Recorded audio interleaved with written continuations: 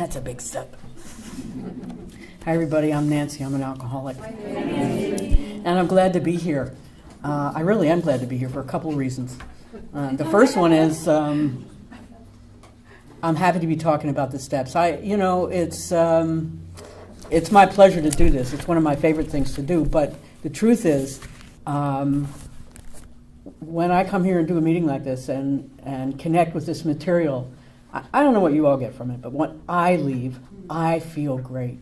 I feel better. It's the best part of my day. So it's a pleasure to do that. The other thing is, as I was talking to some ladies before, I brought my mother over for the weekend. She lives in Fort Myers. She's 95. She's a very nice little old lady. But I can't stand to be around her. So I've had 2 days of it, and I'm done.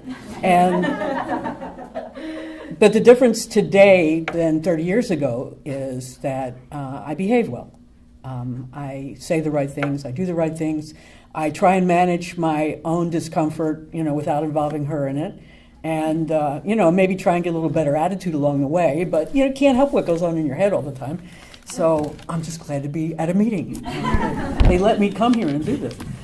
So anyway, there's... we're going to talk about Step 8 tonight, but there's a whole lot of stuff that happens before we get to Step 8. Really, we're asked to do a lot of things. And if we do them, even sort of with a half-hearted effort, if we just do any of them, something in us is going to change. They are really, really transformative.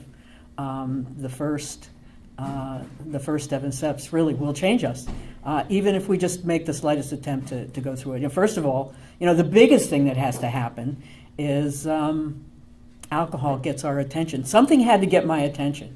I can see this very easily in the lives of other family members that I have who are not alcoholic. We have a lot of similar personality characteristics, and nothing's ever gotten their attention. They're as miserable at 60 as they were at 20. And nothing's ever changed in their life because they've never had to change anything. But alcohol got my attention. It absolutely got my attention.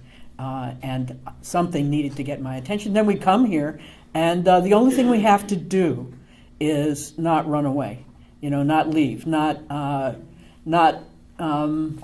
involve ourselves in a way that we can't let anything in here. Just sit here night after night. That's all I did. Just sit here. I didn't participate. I didn't add anything. I was certainly not helpful around here. I was not a good energy. Nobody wanted to talk to me for good reason. I had nothing positive to say. But, after sitting here, something penetrated my brain. Something penetrated really more my heart. And I knew there was something here. I didn't know what it was. But that's all we have to do is just not run away. And then we have to, make a decision on some level to do this, to do the rest of the steps.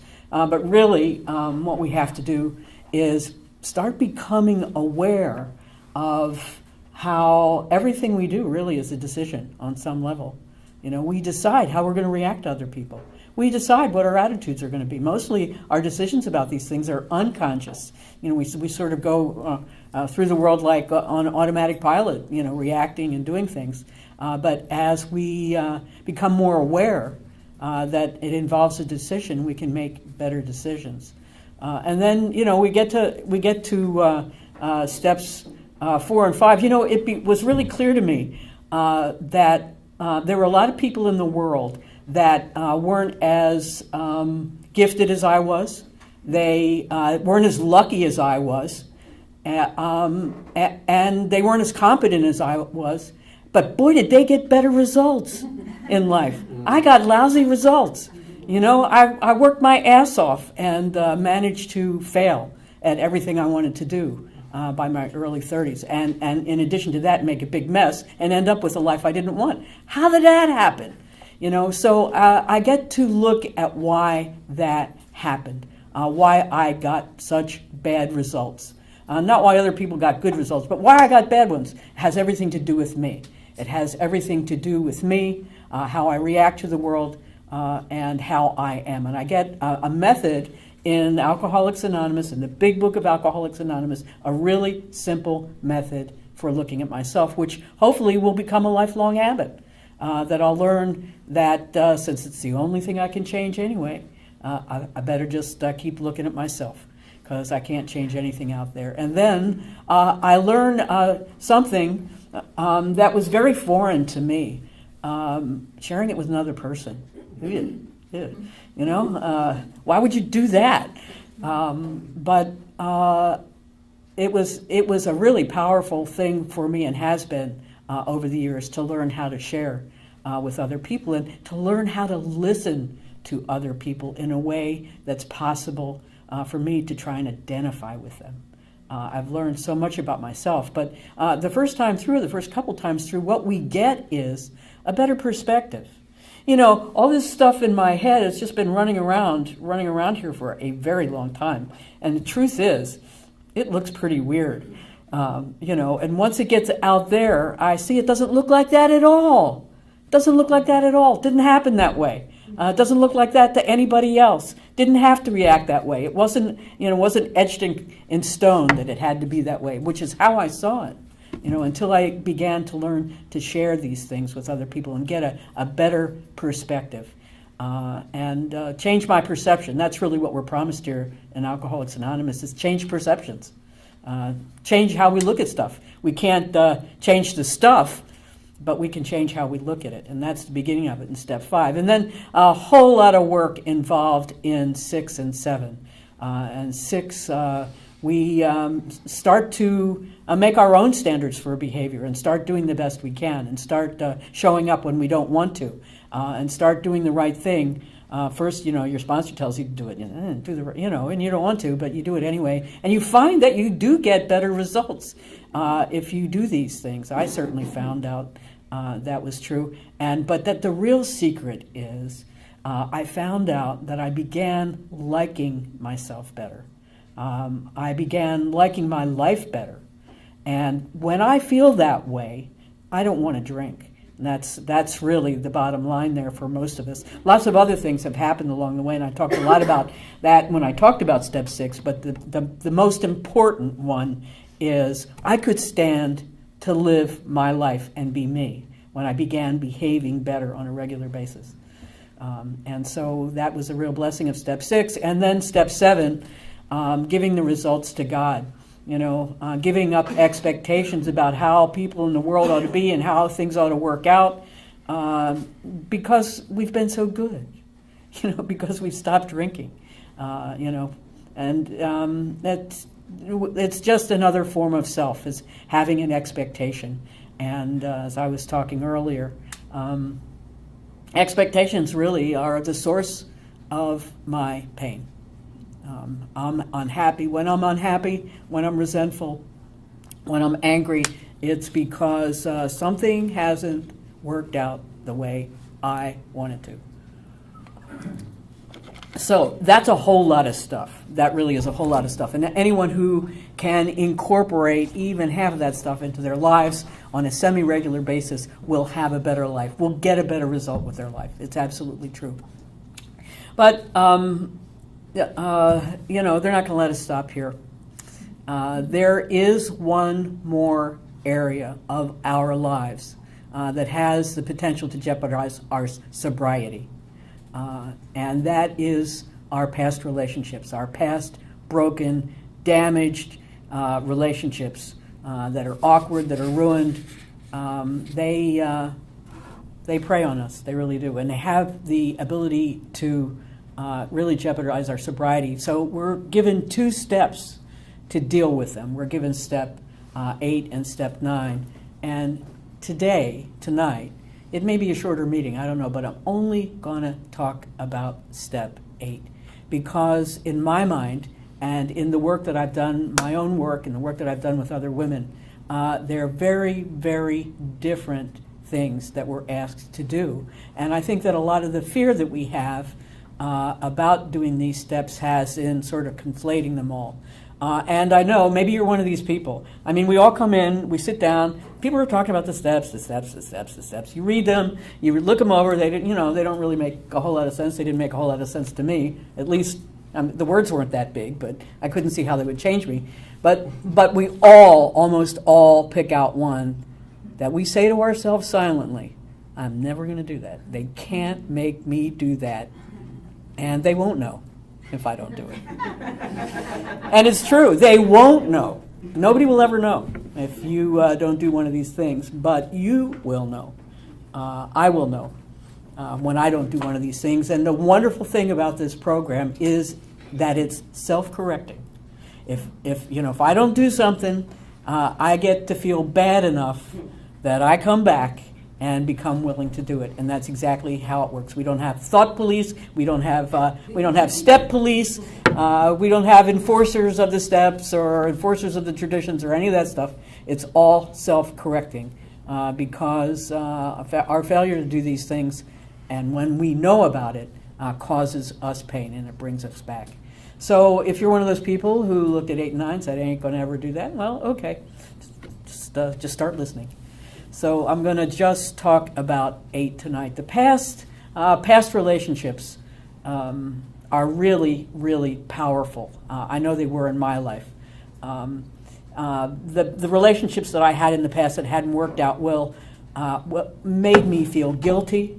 They made me feel a lot of shame. They made me afraid of encountering these people again, or some of the people that knew the people, or all that stuff. They really disturbed my peace of mind whenever I thought of them, and interrupted whatever happiness I had. And they affect where I go, and what I want to do. And the worst thing is that these broken relationships affected how I thought about myself, and also how I thought about other people. When I got here, I wasn't happy that I was drinking and acting like an idiot and, being stupid and having blackouts and embarrassing myself, and that I'd failed at work and at life. And as hard as that was, I could have stood it a little longer. But I couldn't stand how I felt about my relationships. I could not stand it. It was so painful. That's really what got me here in the end, is how I felt about all the broken relationships that I had.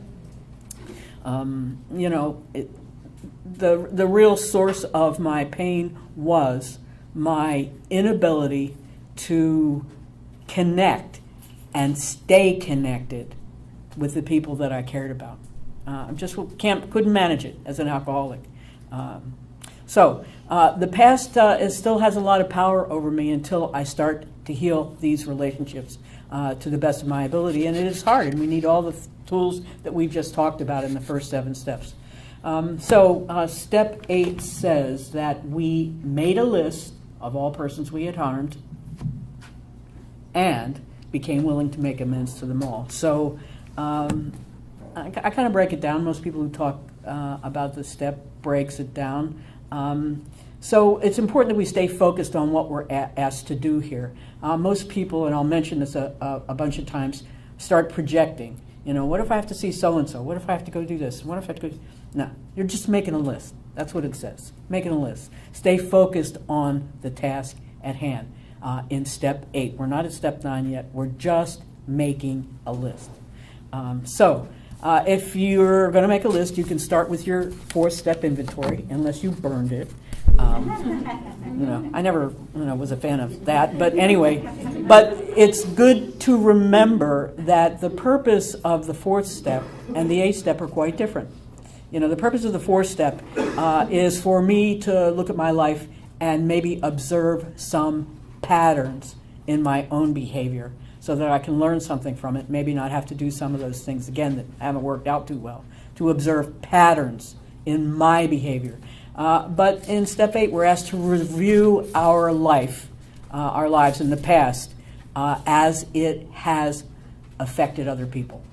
We're interested now not in ourselves, but in other people and how our behavior has affected other people. So the step has this interesting word, all, all. And what that means is all people, all the people that we have harmed, whether they're alive or whether they're dead, whether we know where they are or whether they've gone off into the world somewhere, we have no idea where to find them, whether they know about the harm that we have done them or whether they do not, whether they're totally innocent or whether they harmed us too, behaved badly also. All people we had harmed, all of them. All of them. We're just making a list now. So all the people we had harmed. I always like to mention when I talk about this step that there are a couple of areas that I think are really difficult for everyone.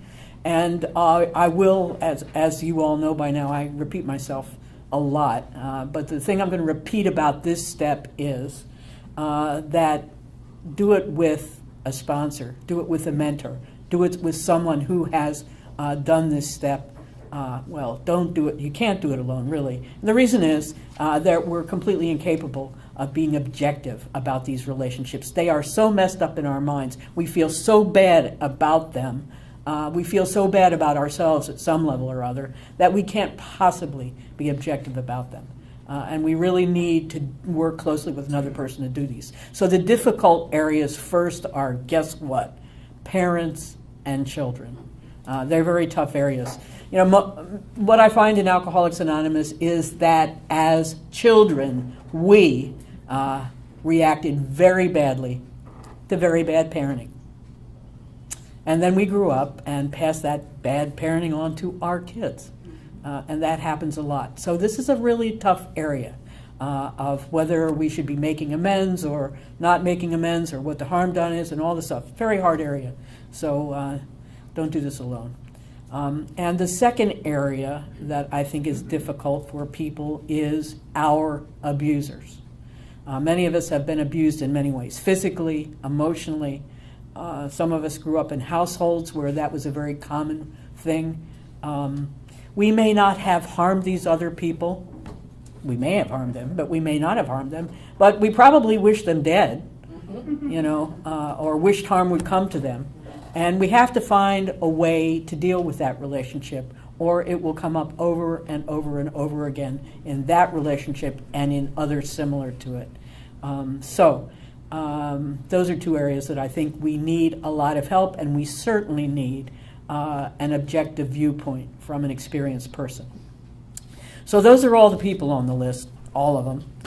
And then the next area that we need to discuss a little bit is what is harm? What is harm? That's another area that needs sorting out with a sponsor.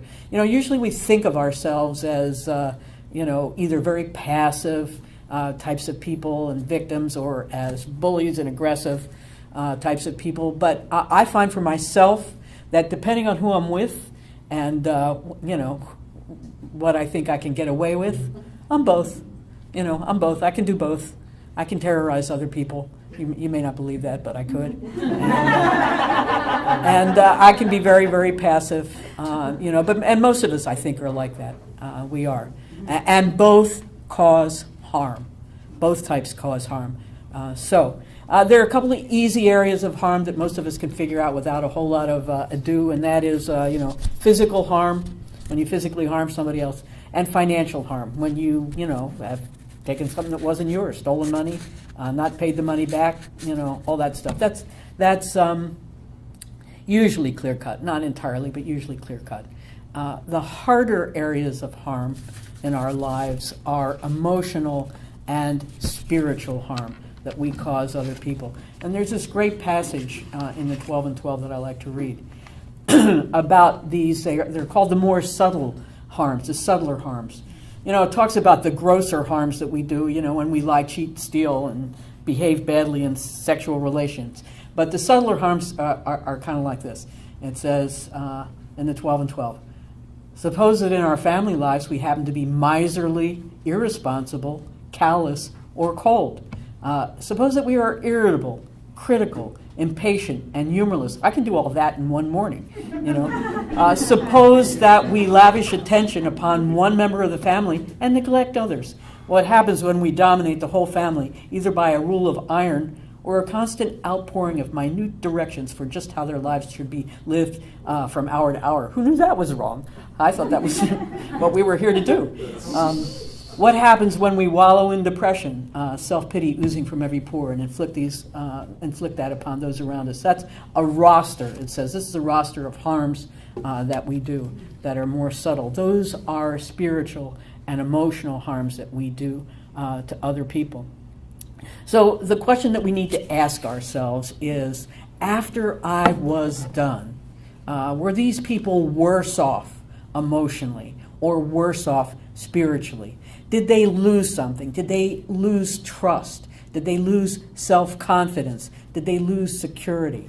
Did they feel worse about themselves because of me? Were they more jealous, more dependent? Were they worse off for knowing me?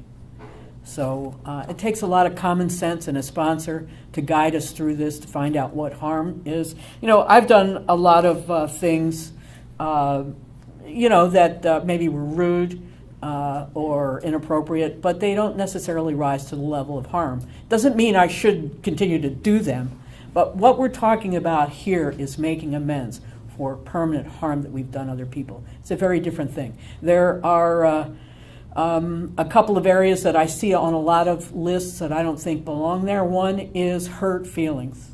It's not good to hurt other people's feelings, but they're not permanent. Hurt feelings aren't permanent. It doesn't belong on the list. The other is disappointment. I disappointed a lot of people, especially my family members. Disappointed them a lot. But the truth is, I think it was their problem. Their disappointment is their problem. I did the best that I could with my alcoholism, truth be told. And they had expectations about me and what I should do that I couldn't possibly have met under the conditions that I was living. So again, we don't want to go too far in one direction or the other. Do this with a sponsor. We're told to beware of what are called in the 12 and 12 defensive emotions. The first one, of course, is projecting the scene of the amends. We're not there yet. We're not at step 9. Just stick with the list, folks. We're just making a list. Another defensive emotion is selective recall. I'm very good at that.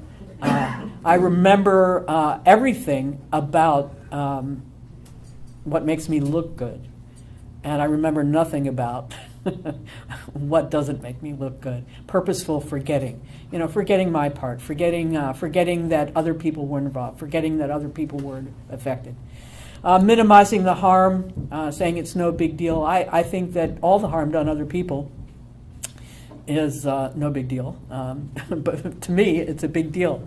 It's like a joke my husband tells. He said, "You know what minor surgery is? It's surgery on on you, but surgery on me is never minor." So it's kind of like that concept. These are things that we do all of the time, projecting the scene of the amends, selective recall, all those things. We have to really make a concerted effort not to do that when we go about making this list. So the summary of my list when I made it the first time was pretty simple. It included a few people that I stole from or owed money to or didn't give something back that didn't belong to me. There were a few of those. It included a few people who got in my way. In other words, they got between me and something that I wanted. And there were a few of those. But it included most everyone that I had loved and that was close to me. And that was my list. Now, you'll hear people say all the time when they talk about making this list that it changes. It does change. This is not a static program. It's not a one and done. Anybody who comes in and says that, I disagree. It's something it's a way of life that we try and incorporate into the way we live. So that we can live better and get better results. And as that happens, my perceptions change. And how I perceive past relationships will change. Something that I didn't think a thing about when I first went through this list, never thought another thing about it, has come up, 10 years later. And then I see that I harmed someone and that for my own peace of mind, I need to take care of it. So I had to do a few money amends. I had to do a few amends that dealt with stuff, property and things like that. But mostly, my amends were emotional and spiritual. The things that I did were I belittled people. I didn't like myself very much. So the way that I made myself feel better about myself was by trying to make you feel worse about yourself. So I belittled people, I judged them, I criticized them. I always had to be right. I always had to have the last word, and I was pretty successful at doing that. And when things didn't go my way, I did not stick around. I left. I physically left, and I certainly left emotionally. Whenever there was any problem, any difficulty, anything at all, if I was uncomfortable, my way of dealing with it was to leave. And so I was unresponsive and uninvolved with the people that I loved. I treated the people that I loved in my life as though they were invisible. They were all betrayals of love and trust. And those are the things that I had to go on and try and repair in the next step. So that is the part of the step that deals with the list. And now we go to what comes after the "and" in the sentence. And became willing to make amends to them all. That's the substance of step 8. And the real work is to become willing to make amends to them all. What it means is that we have to develop an attitude of forgiveness, which is the principle of step 8. So, how do you do that? We hear a lot about that we have to do that the spiritual life involves that. But, that nobody can flip a switch on and off in my mind. How do I do that? It requires that I become willing to see other people differently. And it is very hard spiritual work. And it is the heart of this program, learning how to see other people differently. Wow, is that important? And so we're given some guidance because we can't just flip a switch. But there are things that we can do by remembering some things about our lives and the things that we've learned by getting this far in Alcoholics Anonymous. First thing it helps me to remember when I think about people in my life that I don't want to forgive is that it helps me to remember that I'm certainly capable of bringing out the finer character defects in other people. I can do that. It's easy for me to incite anger or stubbornness or dependency or jealousy or distrust, sometimes just for fun. So I can really do that, and I need to remember that other people who may have not behaved so well, I had something to do with that for sure. It also helps if I can remember that no matter what they did, I've either done the same thing, or wished I could do the same thing, or thought about doing the same thing to some degree. It's true, and I always use an extreme example. I personally have never killed anyone. I never have. There are people in AA who have, but I haven't. But I wish people dead. I have. I just wish they could be vaporized off the face of the earth right in front of my eyes, and then I wouldn't have to deal with them anymore. I have felt like that. And so, in the eyes of, law enforcement and stuff like that, there's a big difference. But spiritually, there's no difference at all, between doing it and thinking about doing it. I'm capable of that deed. So it helps if I remember that. Whatever they may have done. They may have been angry. They may have slighted me. They may have done this. They may have done that. I've done all those things. And if I haven't done them, I've wanted to or thought about doing them. And another thing that it helps us to remember is that, my own anger, my own sadness, my own fear is a result of my misdirected needs for love and appreciation and recognition. I learned to look at that way in steps 4 and 5. Why shouldn't I try and view others' behavior in that same way? And if we haven't done that yet, step 8 is the place for us to try to do that and to try and make a habit of that. My misdirected instincts, I know what kind of trouble they got me in, going to people and places that were never going to give me what I wanted. And then I got angry and fearful and the whole story. Well, it works the other way too. Other people other people's behavior can be viewed in that way too. It's much less judgmental, blaming, shaming kind of way to look at things. I'm happy to do that for myself. And here's where I need to begin to do that for other people as well. It is not an easy process, changing how we look at other people. It's not easy. There are whole spiritual disciplines on forgiveness. I don't pretend to be an expert on it. I'm just talking about my experience with Step 8. But we have to start somewhere. We have to start somewhere, no matter how hard it is, no matter how terrible a relationship is, no matter what they did, we have to start somewhere. And so here in the program, I really think that we start in steps 4 and 5, when we begin to see ourselves as other people see us. And then we begin to see other people as they see themselves.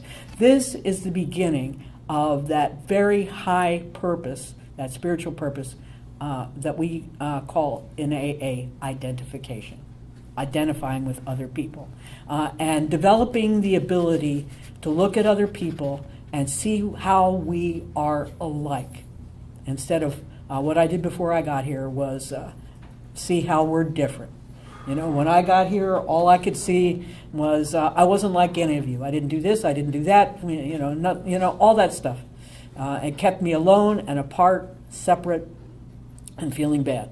But as I began to grow in this program, I began to see what was important was how we're alike, how we all do the same things, how we all are afraid.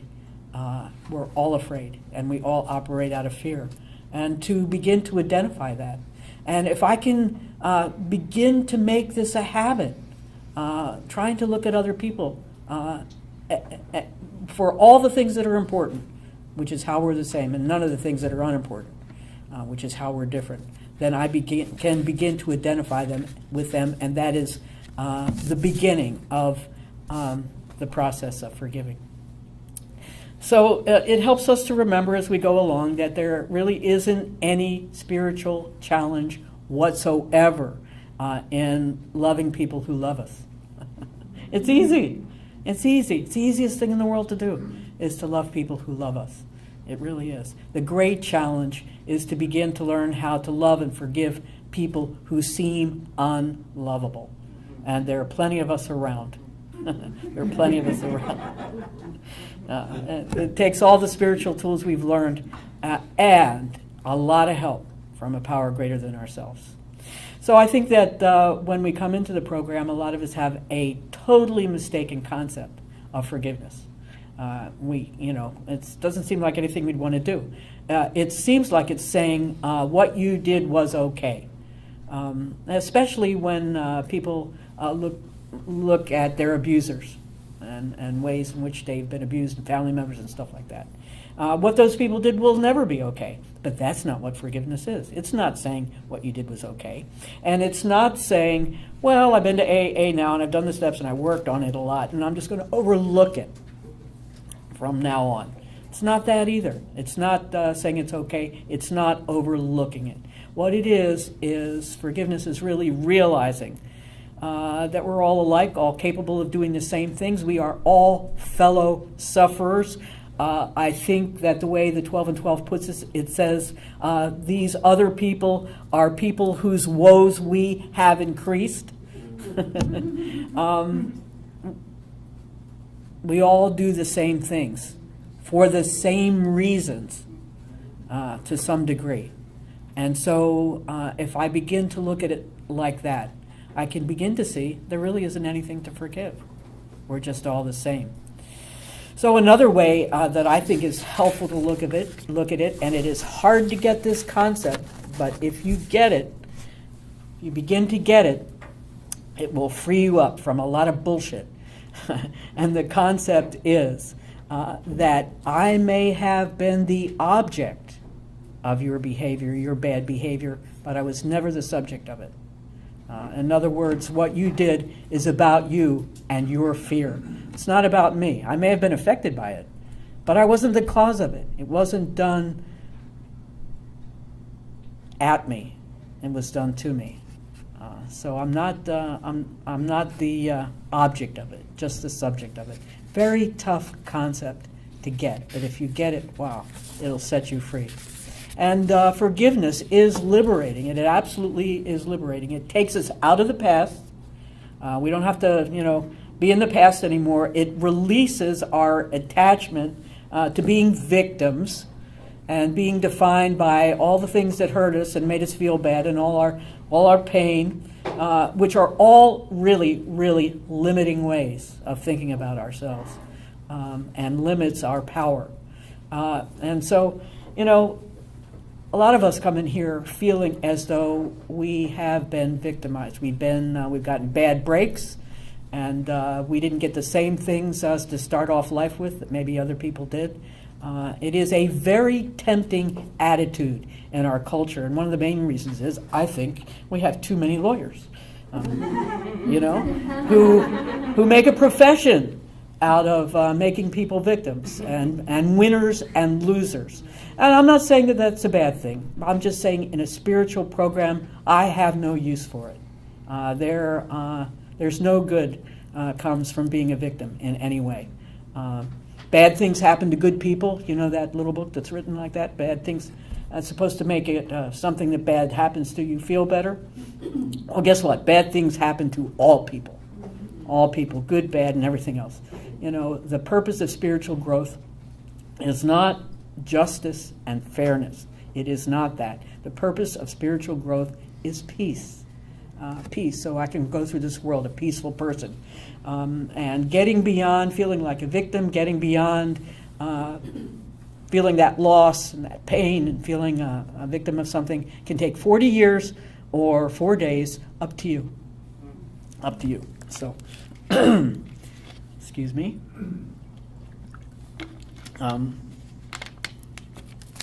So what forgiveness means is that no one, absolutely no one, is responsible for the peace of God in me, except me.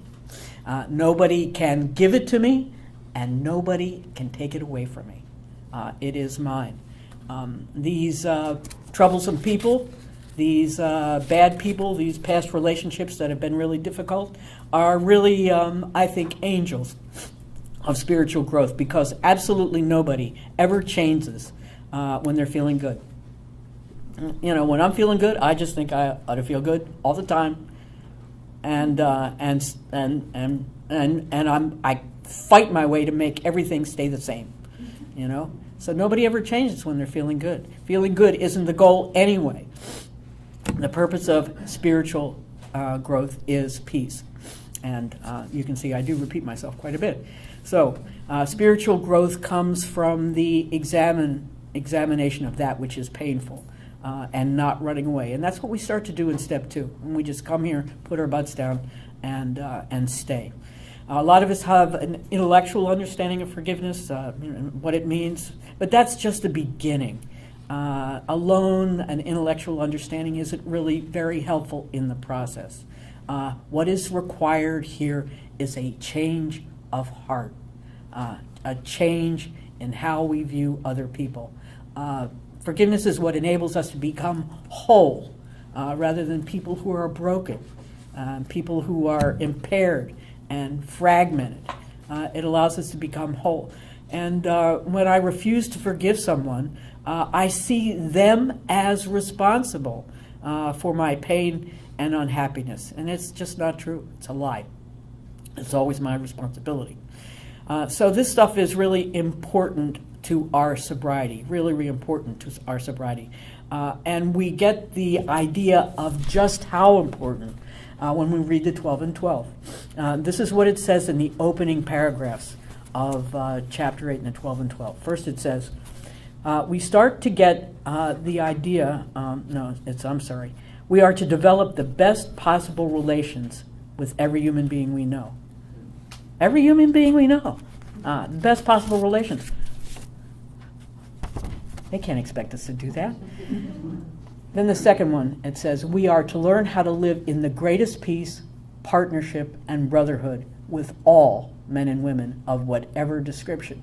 Nobody, no one is left out of this. Nobody.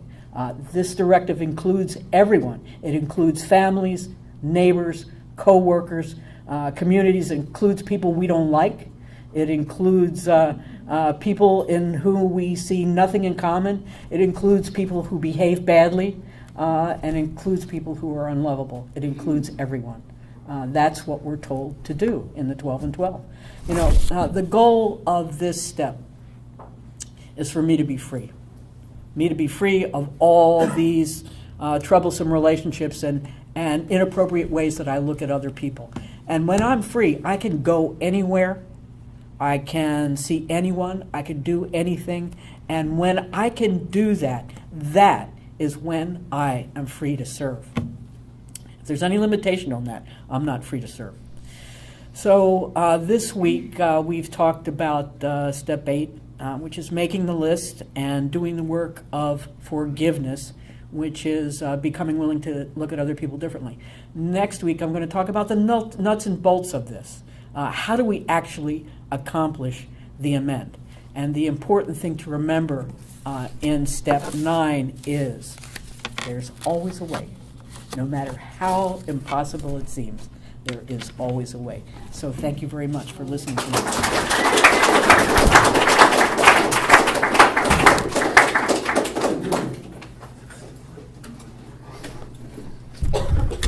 Thank you so much, Nancy. And now, Ray,